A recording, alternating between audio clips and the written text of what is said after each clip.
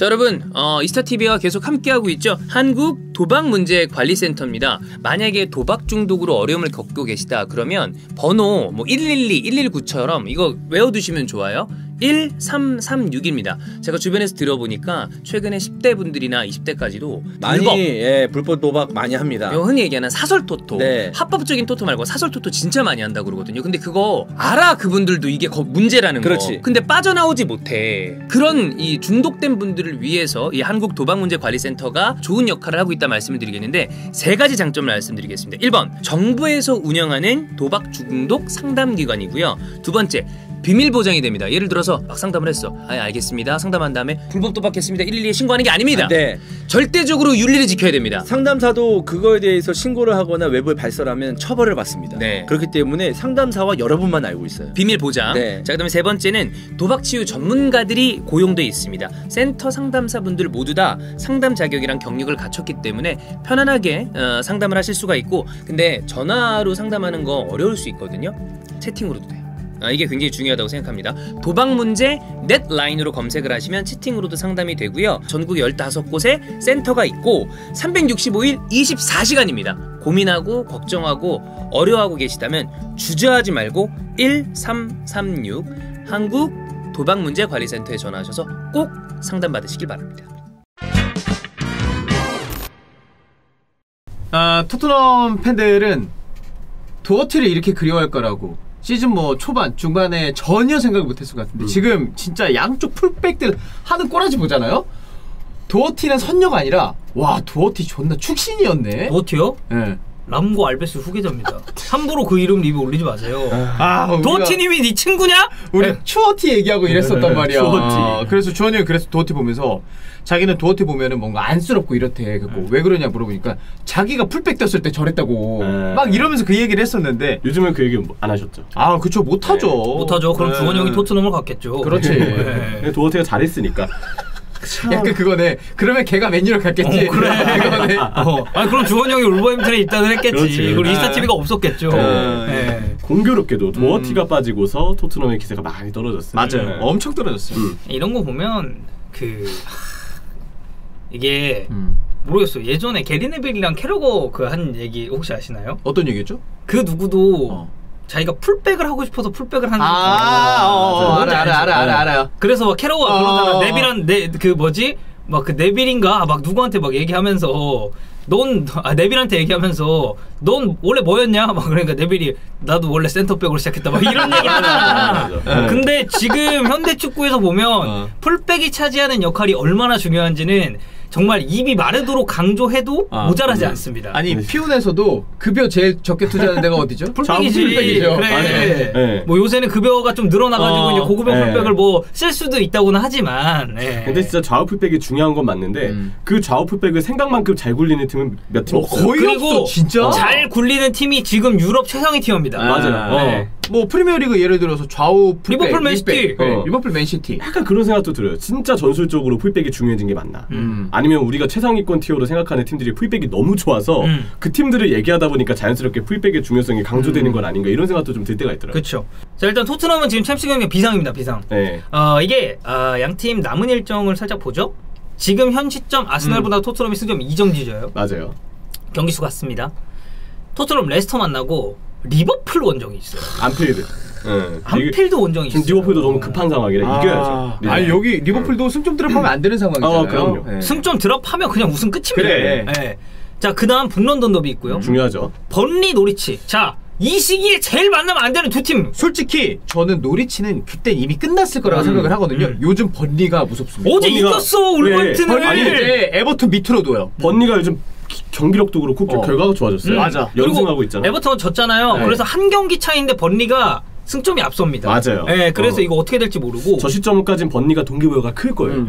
만약에 살아남았다고 가정을 한다면 아스날의 경우에는 웨스트햄 있고 일단 되게 까다롭다고 생각했었던 2연전을 다 이겼습니다. 그쵸. 약팀한테 승점을 나눠주고 강팀한테 승점을 뺏어왔어요. 아스날이. 이게 진짜 말도 안 되는 거였어요. 왜냐면은 첼시 맨유 만난다고 했을 때 야 이거 1무 1패 정도 나오는 거 아니야? 라고 했는데 거기서 2승을 거둬버렸으니까. 그러니까 거기 그 죽음의 일정이잖아요. 그러니까 첼시 맨유 이거 앞두고 미리 승점을 많이 쌓아야 된다라고 생각했는데 그때는 다 졌어. 3연패를 당하니까 끝났다라는 생각을 거의 했지만 만약에 그 3연패 중에 1승 했잖아요. 그럼 승점 5점 차예요 지금. 그렇죠. 그러니까 아스날 팬들은 더 아쉽죠. 이런 점이. 일단 아스날은 웨햄, 리즈 그리고 마찬가지로 북런던 더비 있고 뉴캐슬 에버튼인데 에버튼 빡셀 수 있습니다. 빡셀 수 있죠. 네, 근데 뉴캐슬이 지금 동기부여가 좀 애매해요. 제가 궁금해서 찾아보니까 에디아우가 아스날한테 딱 한 번만 이겨보고 되게 약하더라고요. 그것도 있구나. 뉴캐슬 상승세가 있기는 한데 뉴캐슬도 그 토트넘전이 그랬던 것처럼 빅시스 팀들한테는 좀 약한 모습을 아직은 보여주고 있고 결정적으로 에디아우가 아스날한테 약합니다. 네, 그게 좀 다행스러운 일이죠. 사실상 이거는 북런던 더비를 통해서 챔스행이 결정난다고 봐야 되고 근데 토트넘은 리버풀 원정이라는 변수가 있다. 이게 제일 크죠. 너무 큰 변수예요. 아스날도 뭐 웨스트햄전이 아무래도 부담이 되지만 안필드에 비할 바는 아니에요. 그리고 웨스트햄은 어쨌든 유로파를 또 병행을 해야 돼요. 그렇죠. 물론 이제 리버풀도 챔스를 병행해야 되지만 두 팀의 체급차를 생각해보면 이거는 당연히 토트넘 쪽이 더 부담이라고 볼 수밖에 없겠죠. 그리고 이번 머지사이드 전까지 리버풀 보잖아요. 수비수들도 살짝씩 로테이션을 지금까지 조금씩 돌려와가지고 선수들 핏이 괜찮아요. 치미카스 형님은 잘하더라고요. 치미카스 괜찮고 고메스도 요즘에 괜찮습니다. 자, 이 토트넘의 양 풀백에 대해서 저희가 조금 얘기를 해봐야 되는데 어쨌든 우리 얘기 시작이 풀백이었잖아요. 암울하다 진짜. 저희가 지금 이렇게 띄워드립니다. 세세뇽의 이 스탯이 이렇게 쭉 나오고 있는데 그냥 에메르송이랑 저희가 묶어서 한번 같이 보죠. 이 세세뇽의 경우도 그렇고 에메르송의 경우도 그렇습니다만 이 두 선수를 보면서 제가 가장 많이 들었던 생각은 지나치게 사이드 위주의 플레이만 고집한다라는 느낌을 저는 지울 수가 없었어요. 저는 딱 그 얘기 하려고 그랬는데 그 풀백들이나 윙백들 히트맵 찍어보면 거의 이렇게 나오긴 하거든요. 근데 이 정도로 세세뇽처럼 터치라인 근처에 얇게 이렇게까지 나오진 않아. 아니, 그러니까 우리가 아까 그 풀백 얘기했잖아요. 지금 현대 축구에서 풀백을 잘 구리는 팀은 대부분 유럽 최상위 티어에 위치하고 있다라고 하는데 그 풀백들을 보면 중앙 지역에 대한 관여도가 굉장히 그러니까요. 그렇죠. 맞아요. 알렉산더 아놀드도 중앙 지역 쪽으로 출연했고 엄청나고 그리고 저는 이곳에 대한 가장 적합한 예시는 물론 티어 차이가 많이 나지만 칸셀루예요. 그죠. 칸셀루는 거의 그냥 중앙 아니면 수비형 미드필더라고 해도 될 정도로 관여도가 높으니까. 근데 세세뇽의 경우에는 이게 저희가 스탯 보여드리고 있는데 크로스 8번 했는데 성공이 한 번도 없었거든요. 이거 진짜 심각한 스탯입니다. 크로스. 자, 왼쪽 측면에서 어제였나? 그 첼시 경기가? 시간이 갑자기 헷갈리네. 맞아요. 어제요. 알론소. 와, 존나 축신 같더라고. 그 크로스가 당연히 뭐 수비 1대1 상황에서 제치고 하는 거 어렵죠. 근데 측면에서 수직으로 꺾어서 하는 거는 툭 쳐놓고서 크로스 하면은 올리긴 한단 말이야. 크로스 정확도의 문제지. 근데 8번을 다 끊겼어. 아니, 그리고 맨시티랑 그 어디야? 그 어디죠? 와포드. 와포드전에서도 진첸코도 그날 경기 진첸코 잘했어요. 그 약간 알론소가 이렇게 플리시한테 그게 내줘가지고 넣었잖아. 근데 진첸코도 되게 비슷하게 제주스한테 밀어줬거든요.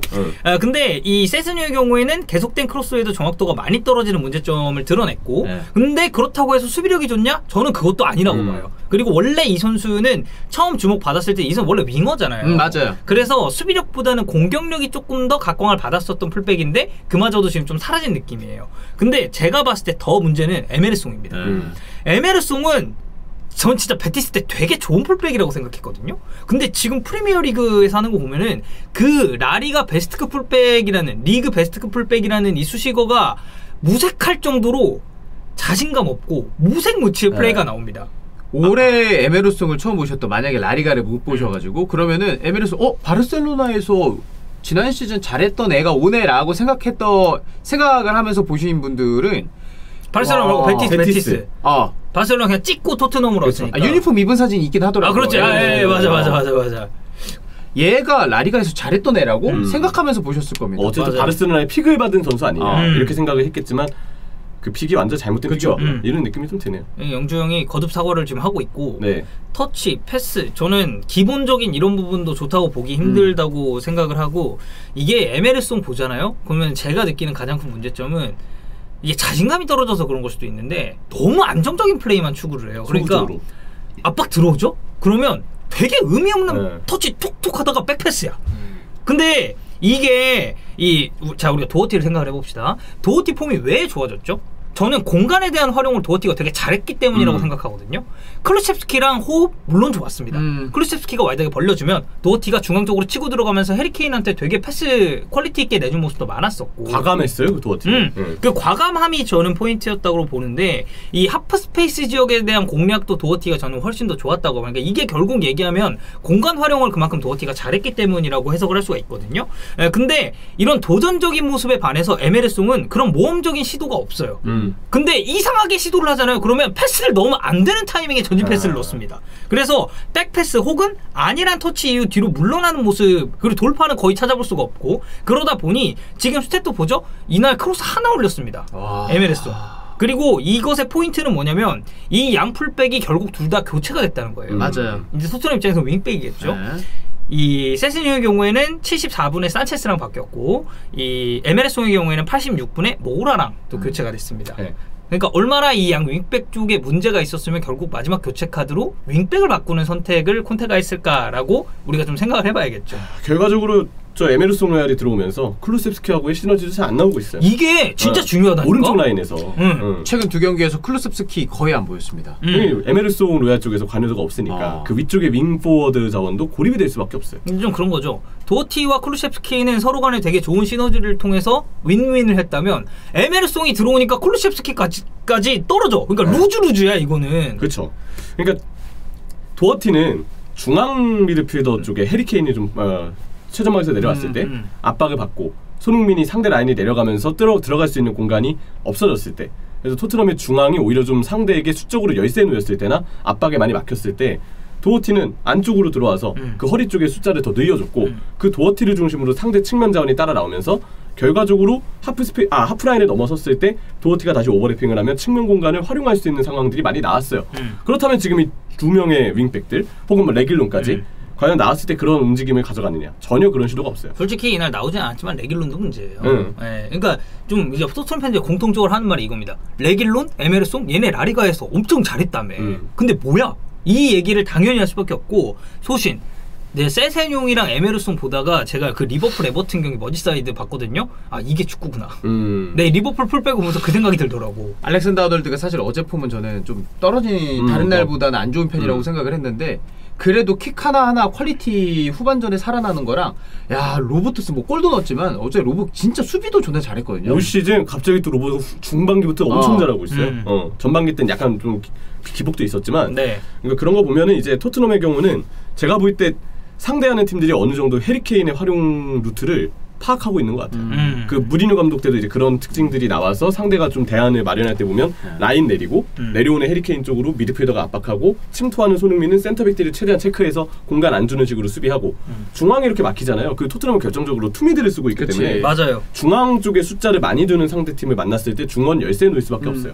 그러면 답은 측면 자원이 허리 쪽 싸움에 관여가 되어주거나 아니면 그냥 알아서 측면 쪽에서 파괴력을 보여주거나 측면에서 파괴력을 보여줘서 측면이 활로가 되는 거예요. 근데 지금 그게 안 되고 있기 때문에 요즘에 토트넘 경기는 답답하다. 맞아요. 그러니까 결국 그거죠. 그러니까 3-4-3이잖아요 콘테가. 그래서 투미드를 운용을 합니다. 근데 만약에 콘테가 이것에 대해서 3호 시스템으로 전환할 만한 그 이제 뭐 변화의 조짐이 보인다든지 아니면 뭐 이제 스킵이 뭐 돌아오면서 이렇게 또 3미들 체제를 구축을 한다든지 이런 게 보여야 되는데, 사실 내가 봤을 때 콘테 지금 3-4-3 바꿀 생각 없어 보이거든요. 그런 부분에서 스킵의 부상은 좀 불운한 상황입니다. 아쉽죠. 토트넘 입장에서는.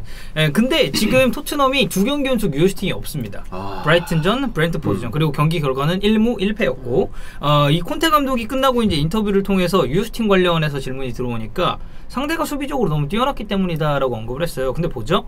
이 스탯 브라이튼전 점유율 밀렸습니다. 5대5긴 했는데 근소하게 브라이튼이 앞섰고, 슈팅도 토트넘보다 많았고 기대 득점 당연히 토트넘보다 많았어요. 자, 브렌트포드전 점유율은 앞서요. 근데 브렌트포드가 슈팅을 15번 때렸는데 토트넘 9번 때렸습니다. 그리고 기대 득점 역시도 브렌트포드는 1이 넘었는데 토트넘은 1이 넘지 못했죠. 그러니까 결론적으로 수비적으로도 상대보다 뛰어났다고 보기 힘든 콘테 토트넘이었고, 공격적으로는 말할 것도 없죠. 게다가 브렌트포드는 이날 센터백들이 부상이 많아서 맞아요. 그 메즈베크 세렌센 최근 경기 그렇게 많이 뛴, 올 시즌 많이 뛴 스타일은 아니고 뭐 그런 전체적으로 보면 브렌트포드도 라인을 올리기 힘들었어요. 경기 내용적으로 브렌트포드도 강점을 살리기 힘들었는데 오히려 이길 뻔한 경기력이 나왔고 골대도 맞추고 그 부분에서 또 그 세트피스 킥 처리할 때 에릭센의 존재감이 역시 크긴 하더라고요. 자, 그래서 뭐 어쨌든 토트넘 풀백 문제 그리고 콘테 감독의 이런 인터뷰에서 비롯된 뭔가 변화를 줘야 되는 타이밍인데 약간 좀 무뎌진 그런 모습들 때문에 토트넘이 지금 챔스 경쟁에서 가장 우위에 있다가 약간 떨어졌습니다. 상황 자체가. 이거는 우리가 북런던 더비를 보면 확실하게 좀 윤곽이 나오지 않을까 싶습니다. 그립다 도어티.